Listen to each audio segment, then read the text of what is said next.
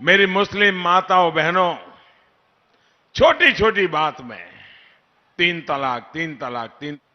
भाइयों और बहनों, जब लाल किले से मैं पहली बार प्रधानमंत्री बना, लाल किले पर मेरा पहला भाषण था और मैंने लाल किले से जो भाषण दिया, देश में माताओं, बहनों, बेटियों की पीड़ा को दूर करने के लिए शौचालय बनाने की बात कही, तो इन्होंने विवाद खड़ा किया कि कैसा प्रधानमंत्री है कि लाल किले पर से जब दुनिया सुन रही है और ये शौचालय की बात कर रहा है।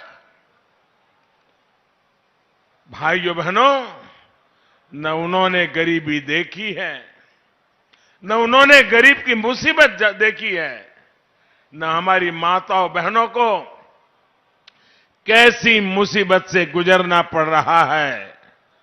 जब शौचालय नहीं होते थे, सूरज उगने से पहले अंधेरे में उसको जाना पड़ता था और रात को वो अंधेरे का इंतजार करती थी और दिन में कभी जाने की जरूरत पड़ गई तो वो पीड़ा सहन करती थी, लेकिन वो शाम का इंतजार करती रहती थी। क्या कभी मेरी इन माताओं बहनों की पीड़ा के विषय में किसी सरकार को सोचने की फुर्सत थी क्या?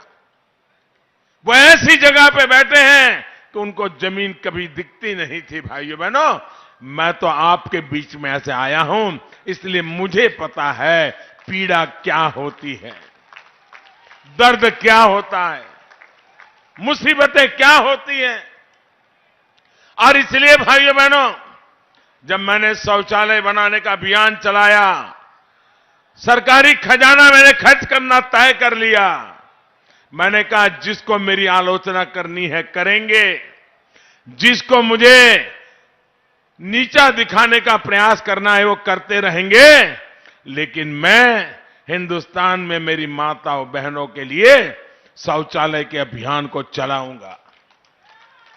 आज गांव-गांव, घर-घर शौचालय बने और मैं तो मेरे उत्तर प्रदेश की बेटियों का हृदय से अभिनंदन करना चाहता हूं, क्योंकि मेरी उत्तर प्रदेश की बेटियों ने जब ये शौचालय बना रहे थे तो मैं एक स्थान पर खुद शौचालय बनाने के काम में हिस्सेदार बनने के लिए गया था।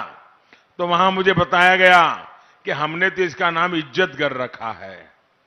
मेरी बेटियों ने मुझे कहा ये शौचालय सिर्फ नहीं है कि हम बहन बेटियों के लिए इज्जतघर है। जिस प्रदेश में ऐसी उम्दा सोच हो भाइयों बहनों, उस प्रदेश के लिए, उस देश के लिए जी जान से काम करना ये मेरा सौभाग्य है। दोस्तों, मेरा सौभाग्य है। केंद्र सरकार ने जब 3 तलाक के विरुद्ध कानून बनाया तो एक कानून के खिलाफ ये पूरे सारे कुनबा उसके खिलाफ हो गया, 3 तलाक के समर्थन में खड़े हो गए।